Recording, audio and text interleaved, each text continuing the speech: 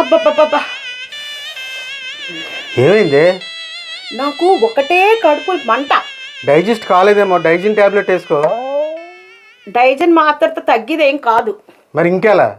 నాకు నెక్లెస్ కొని పెడితే మంట తగ్గుతుంది. ఏంటి, నీకు నెక్లెస్ కొనిస్తే కడుపు మంట తగ్గుతుందా? నెక్లెస్కి నీ కడుపు మంటకి సంబంధం ఏమిటే? మండదా నాకు?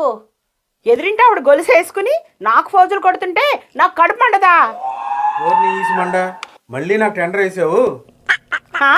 మీకైనాను పెళ్ళాన్ని ఏమీ అంటుంటే ఇన్సల్ట్ చేస్తుంటే మీకు ఏమీ బాధ లేదు.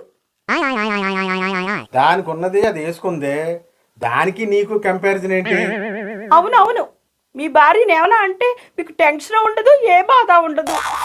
మన పట్టింపులకి టెన్షన్లకి పోతే బీపీలు షుగర్లు పెరిగి హాస్పిటల్ ఖర్చులకి మన దగ్గర ఉన్న బంగారం కాస్త పోతుంది.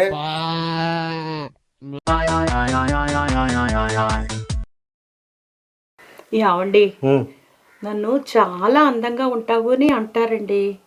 అవును, నిజమే. నువ్వు అప్సరసలా ఉంటావు. నిన్ను పెళ్లి చేసుకోవడం నా అదృష్టం. చిన్నప్పుడు మా ఊళ్ళో అందరూ సినిమా యాక్టర్ హీరోయిన్ ఉంది కదా, రాజశ్రీలా ఉంటావు అనేవారు. అవును, నేను పెళ్లి చూపులకి మీ ఊరు వచ్చినప్పుడు మీ ఊర్లో జనం అంతా ఒరే మన రాజోలు రాజశ్రీని చేసుకోబోయే అదృష్టవంతుడు ఇతనేరా అని చెప్పుకుంటుంటే నేను విన్నాను. ఏమండి, మరి నేను ఇంత అందగెత్తాను కదా, పుట్టింటికి వెళ్ళినప్పుడు మీకు కళ్ళకి వస్తానా? లేదు. ఏ ఎందుకని? నువ్వు ఎక్కడ నా కల్లోకి వచ్చి నన్ను పీకు తింటావునని హనుమాన్ చాలీసా చదివి పడుకుంటాను. నువ్వు లేనప్పుడు ప్రశాంతంగా నిద్రపోతాను. You naughty.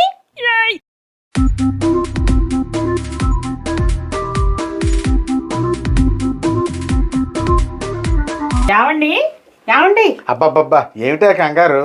నేను వడ్డాణం కొనుక్కోవాలనుకుంటున్నానండి. సుమారు ఎంత ఖర్చు అవుతుంది? ఏమిటి, వడ్డాణం కొనాలనుకుంటున్నావా? అవును. అయితే అనుకో, దానికేముంది? అబ్బబ్బా అది కాదండి, సుమారు ఎంత ఖర్చు అవుతుందని. ఓసి వెర్రిమోహం, నీకు ఆ మాత్రం కూడా తెలియదటే. నువ్వు వడ్డాణం కొనాలనుకుంటున్నావు అంతేగా. ఓసి పిచ్చిదానా, అనుకోవడానికి ఏం ఖర్చు అవుతుంది? కొంటేనే కదా ఖర్చు అయ్యేది. ఎప్పుడూ అలాగే మాట్లాడతారు మీరు. నువ్వు అలాగ అనుకుంటూనే ఉండు. ఒక్క వడ్డాణం ఏంటి, హాయిగా హారాలు, ఉంగరాలు, పాపిడి బిళ్ళ మొత్తం అన్నీ కొనుక్కోవచ్చు.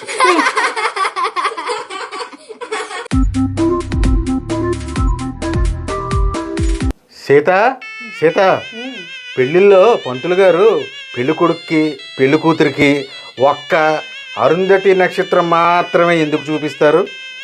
ఎందుకంటే పెళ్ళయ్యాక భార్య భర్తకి మిగతా నక్షత్రాలన్నీ చూపిస్తుంది కనుక. అందుకేనా నువ్వు నాకు అన్ని చుక్కలు చూపించావు?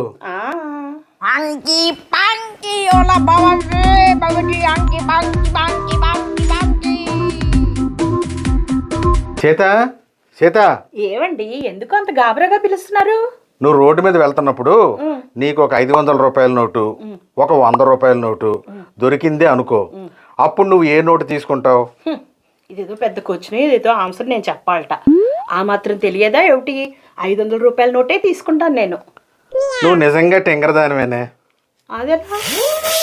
ఎవరైనా రోడ్డు మీద వెళ్తున్నప్పుడు 500 రూపాయల నోటే తీసుకొని పక్కనున్న 100 రూపాయల నోటు వదిలేస్తారేమిటే? ఓ అవును కదా, నేను నిజంగా తింగరదాన్నేనండి.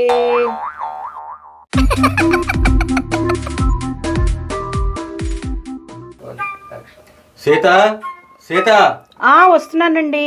వచ్చేటప్పుడు గ్లాస్ మంచినీళ్ళు పట్టుకురా. అలాగే అండి.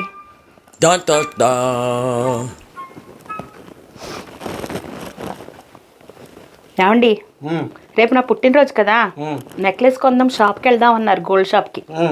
వెళ్దామా?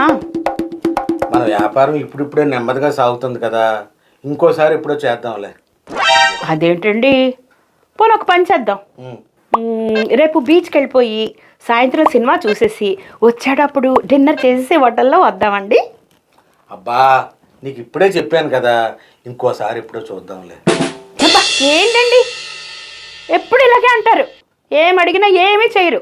సర్లేండి. ఎదురింటి రంగారావు చూడండి, వాళ్ళ ఆవిడ పువ్వులా పెట్టి చూసుకుంటున్నారు, మీరు ఉన్నారు ఎందుకు? అవునే, ఆయనది పూల వ్యాపారం, పువ్వుల్లో పెట్టి చూసుకుంటున్నాడు. మరి నాదో కారం వ్యాపారం. ఆ?